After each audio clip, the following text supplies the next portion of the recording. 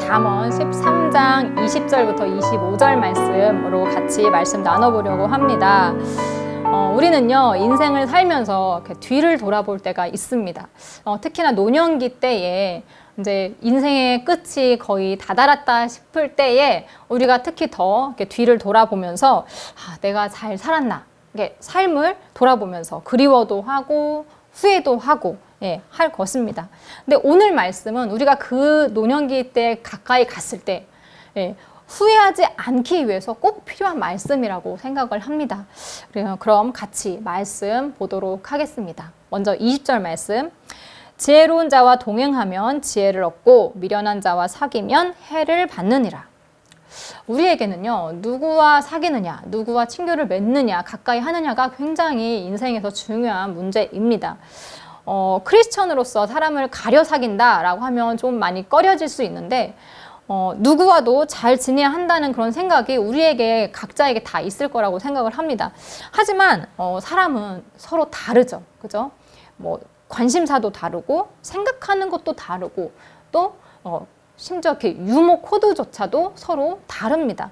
그렇기 때문에 모든 사람과 친하게 지낸다? 이거는 이게 있을 수가 없죠. 쉽지 않습니다. 아무리 괜찮은 성품을 가진 사람이라고 할지라도 이렇게 예를 들어서 정치적 성향이 다르다 싶으면 두 사람은 친해지기, 가까워지기 쉽지가 않을 겁니다. 왜냐하면 대화 도중에 계속 충돌만 있을 것이기 때문에 이렇게 자연스럽게 멀어지게 되어 있죠. 조금이라도 비슷한 점이 있는 사람과 친해지는 게 더 쉽습니다. 서로 공감하는 부분이 있어야 말이 통한다는 그런 생각이 들기 때문이죠.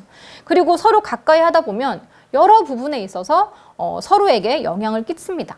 여러분들 길 가다가 중고등학생들 보면 특히나 이제 여자친구들 보시면 그들의 신고 있는 신발이나 아니면 입고 있는 옷이나 심지어 머리 스타일까지 굉장히 비슷하게 입고 다니는 친구들을 이렇게 무리들을 많이 보실 거예요.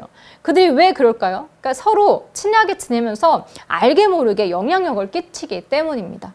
마찬가지로 우리가 지혜에 관심을 가지고 있다면 우리는 지혜로운 사람과 더 가까워지기 쉽습니다. 그런데 지혜는 관심이 없고 오히려 지혜 듣기도 싫다 이런 사람들은 당연히 더 미련한 사람들과의 사귐이 쉽겠죠. 끼리끼리 유유상종이라는 말이 괜히 나온 말은 아닙니다. 지혜로운 자와 함께하면 지혜를 얻는다고 했습니다. 지혜로운 자는 지혜에 대해서 자주 말을 하겠죠. 그러면 그의 주변에서 그 말을 듣는 사람들은 자연스럽게 지혜를 얻게 됩니다. 그리고 미련한 자와 사귀는 자는 해를 받는다고 했습니다. 친구 따라 강남 간다라는 말이 있죠. 요새는 좋은 말이지만 이게 원래 뜻은 자신은 하고 싶지 않은데 친구가 하는 일에 덩달아 휘말리게 된다라는 의미입니다. 미련한 자는 스스로 해로운 길로 가죠. 자신한테 해가 되는 줄도 모르고 어리석은 선택들을 계속하게 됩니다. 당연히 그와 함께하는 자도 자신도 모르는 사이에 그 덫에 같이 걸어 들어가게 됩니다. 그리고 같이 고역을 치르게 되는 것이죠. 지혜를 쫓다 보면 지혜로운 사람과 함께 하게 됩니다. 그리고 서로에게 긍정적인 영향을 끼칠 것입니다.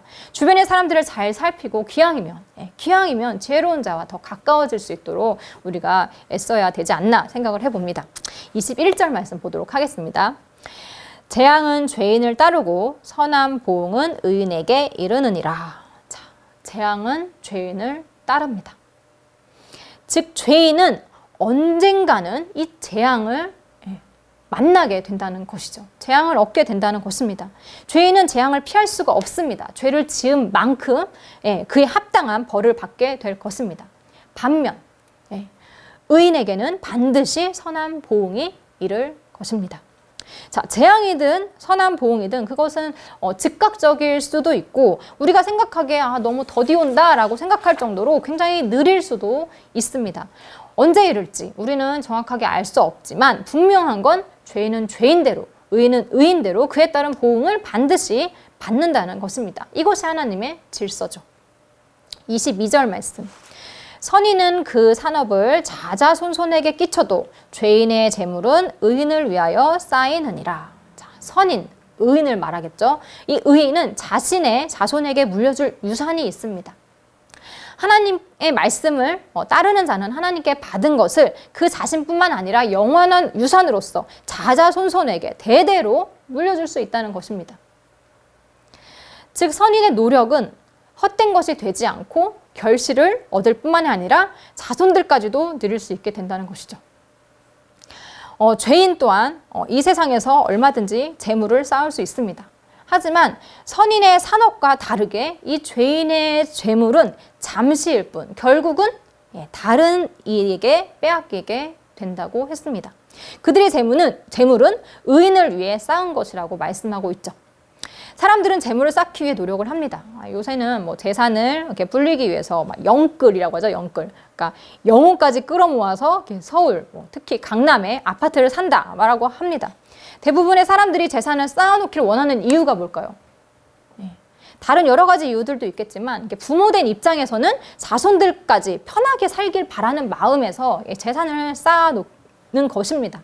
그러니까 내 자식만큼은 내가 했던 고생 하지 않고 좀 편하게 살길 바라는 것이죠.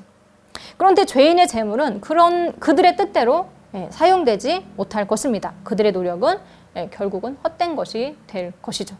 23절 말씀.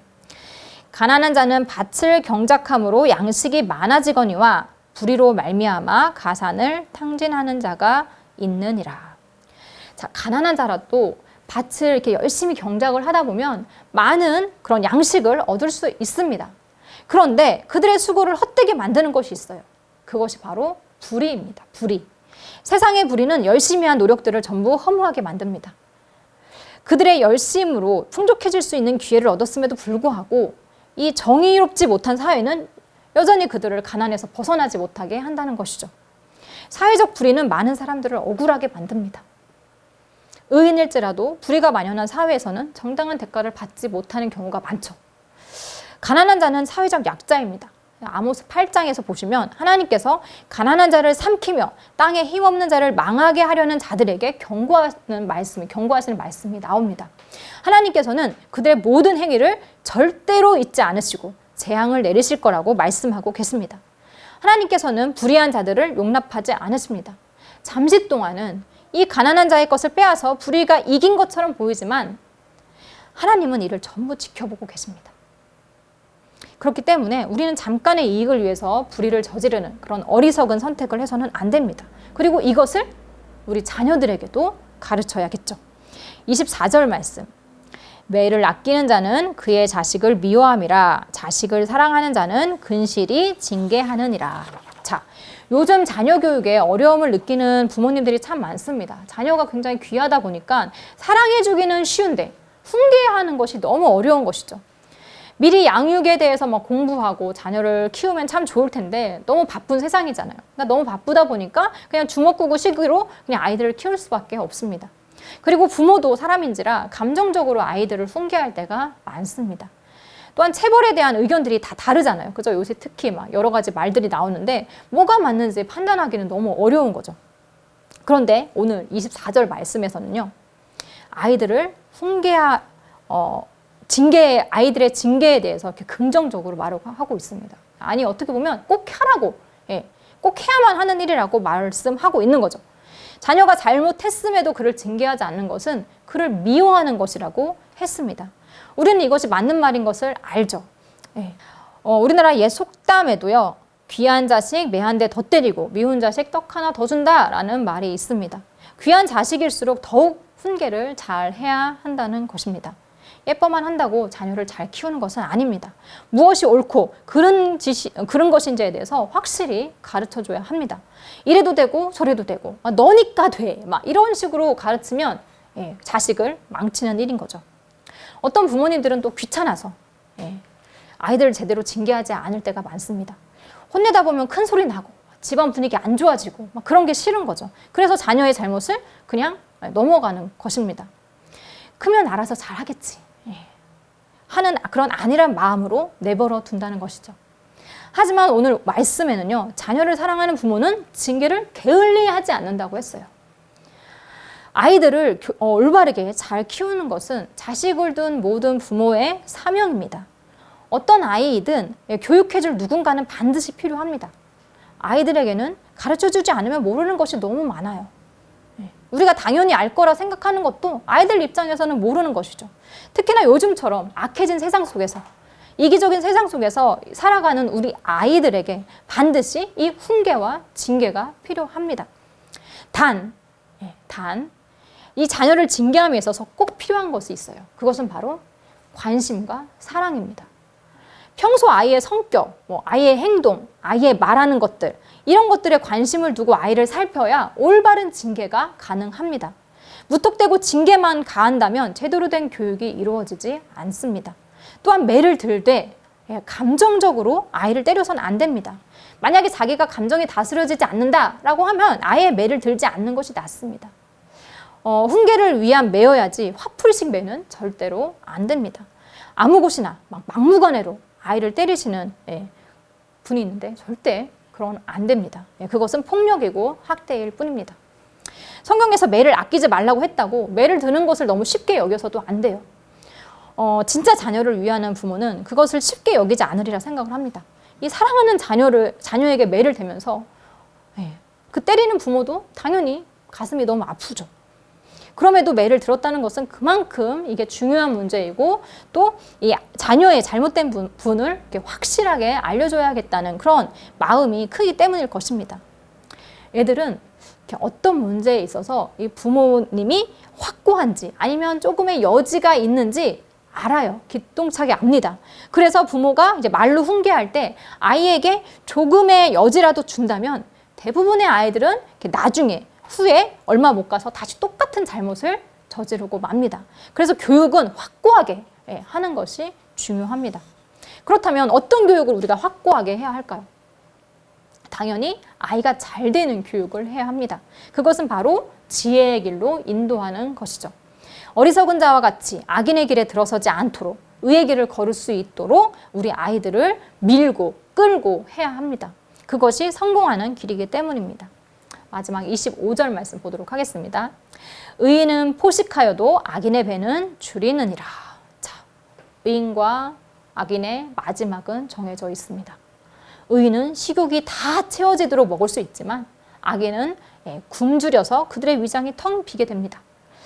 채워지는 것과 비워지는 것, 즉 만족한 삶을 사느냐 아니면 늘 부족하여서 허덕이는 삶을 사느냐, 이것이 의인과 악인의 극단적인 차이점입니다. 물론 이것은 양식의 문제만을 말하고 있는 것은 아닙니다. 그것이 우리의 삶 속에서 필요로 하는 모든 부분에서 말씀을 하는 것이죠. 그 부분은 정신적인 부분이 될 수도 있고 영적인 부분이 될 수도 있습니다.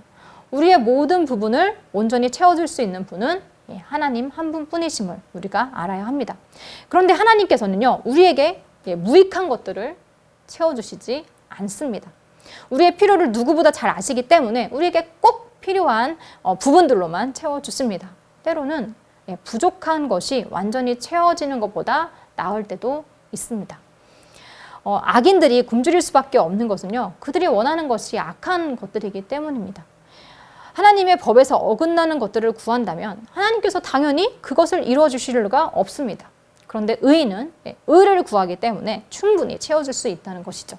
마태복음 6장 33절에서도 보면 예수님께서 먼저 하나님의 나라와 하나님의 의를 구하라고 그렇게 명하십니다.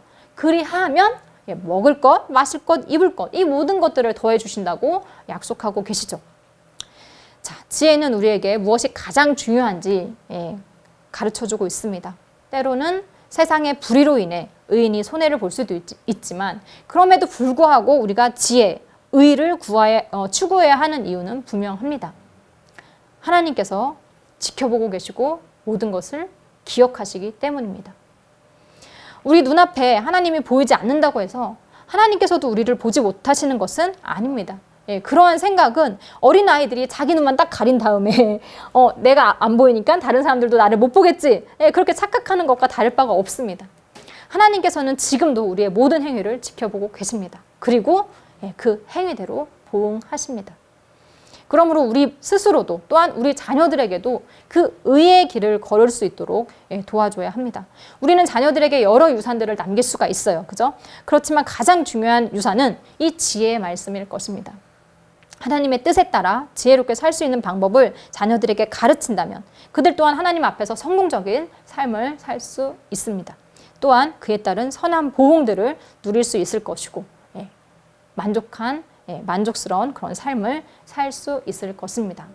모두 하나님의 이 지혜의 말씀을 잘 열심히 쫓아가서 선한 보응들을 누리시는 여러분들이 되었으면 좋겠습니다. 말씀 마치겠습니다.